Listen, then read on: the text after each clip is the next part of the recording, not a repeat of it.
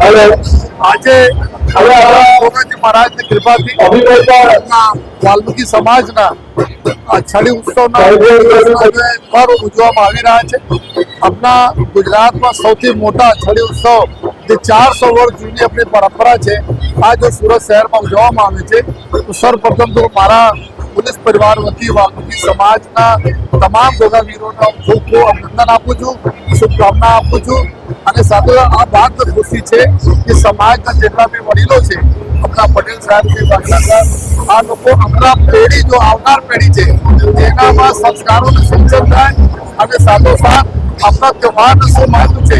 એના બી ખ્યાલ આવે, એના માટે જો આ આયોજન કરે છે એના માટે તમામ આયોજન હું અભિનંદન આપું છું.